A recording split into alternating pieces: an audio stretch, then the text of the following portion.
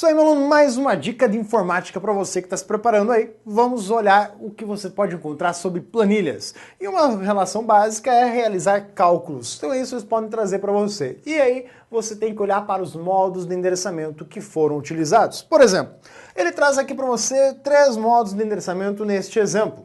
Vamos pegar mais um modo de endereçamento, colocar lá mais cifrão a cifrão 2. O que vai acontecer aqui nesse processo? Primeiro, você tem uma célula que a questão vai dizer para você, olha, eu tenho a célula A3. E dentro da célula A3 eu tenho a seguinte fórmula, a seguinte expressão, foi inserido isso daqui, foi digitado isso daqui. Então ele diz para você que tem um conteúdo dentro da célula. Bacana. Depois ele diz que foi selecionada a célula, que contém isso daqui tudo, e foi copiada, e depois foi selecionada outra célula, a célula C7, e colou o resultado ali dentro da célula C7. E o que ele quer saber é qual vai ser a fórmula, ou ainda o resultado da conta presente dentro da célula C7. Mas mesmo que ele peça o resultado, vai ter que passar por essa primeira etapa, que é encontrar a fórmula resultante.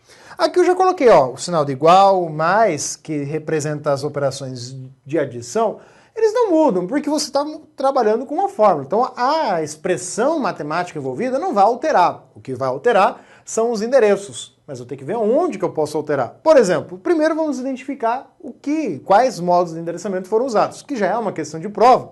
Você tem aqui o modo onde que eu tenho um cifrão no endereço, é o modo relativo, misto ou absoluto. Nesse caso, é o misto.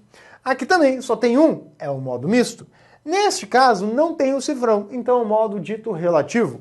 E neste outro, eu tenho 2 cifrões, um junto à coluna e outro junto à linha. Então eu tenho o modo absoluto. São os modos de endereçamento que você encontra. Toda vez que você encontrar o cifrão, sugestão e essência é que você vá marcar o cifrão e quem estiver à sua direita. Nesse caso, é só a coluna. A linha não, porque o cifrão só está do lado da coluna. Aqui é o contrário. Eu tenho cifrão que está junto apenas à linha. Então, o cifrão é o que está à sua direita. Aqui não tem o cifrão. E aqui eu vou marcar o cifrão junto à coluna A e também vou marcar o cifrão junto à linha 2. Por quê? Esses que você demarcou, aqueles que estão vinculados ao cifrão, e por isso a ideia de marcar o cifrão e o que está grudadinho na direita dele, é que você vai ter que fazer todo esse trabalho aqui, ó. Cifrão A vai continuar cifrão A. Cifrão 2 vai continuar cifrão 2. Aqui não tem cifrão. Aqui é cifrão A, vai continuar cifrão A, e é cifrão 2, vai continuar cifrão 2. Sim, o cifrão vai seguir no resultado. Por quê? O cifrão está dizendo, não pode mudar o que está grudado a ele. Tranquilo. Aí você tem aqui, ó, o número 1 vai ter que mudar, o B vai ter que mudar, o C e o 3 tem que mudar. Cuidado. T é diferente de necessitar. Para poder saber se eu vou ou não precisar mudar, eu vou ter que olhar para isso aqui, ó. Qual é a origem e qual o destino. E é isso, você pode fazer esse esqueminha aqui na sua prova. Você vai anotar no cantinho da prova lá isso aqui, ó. Qual que é a origem e qual é o destino em termos de célula de origem e célula de destino. A célula de origem é aquela que foi copiada, é a célula 3. A célula de destino é a célula na qual você está colando, a célula C7. E diante dessas informações, você vai montar a seguinte tabelinha lá no cantinho da sua prova. Nessa tabela, você vai listar a seguinte informação. Você quer um resultado. Esse resultado é um deslocamento, que vai ser dado em termos de linhas e colunas, que vão variar de que maneira? Você primeiro vai colocar o destino e depois a origem, só que separado. Como assim?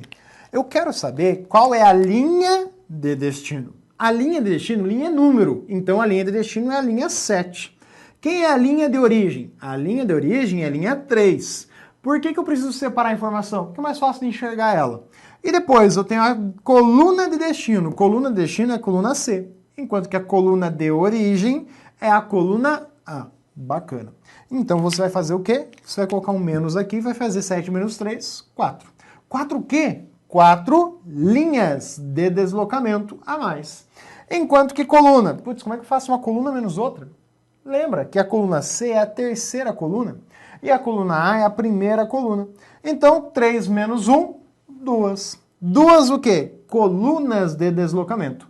E o que você precisa é destas informações. Então, você tem aqui 4 linhas e 2 colunas. Aí você volta.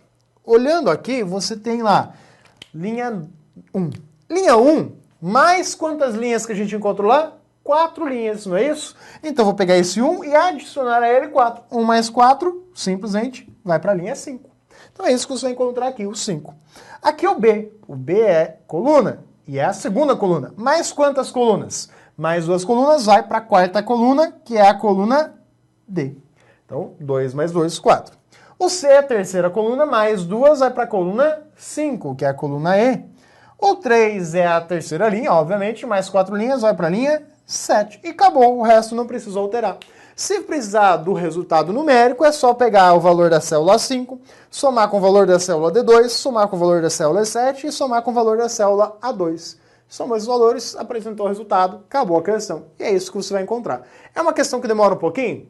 Se você fizer isso aqui, esse processo de maneira prática, você resolve rapidamente. Então, treine bastante para chegar na prova e fazer rapidinho essa questão. Até mais, hein?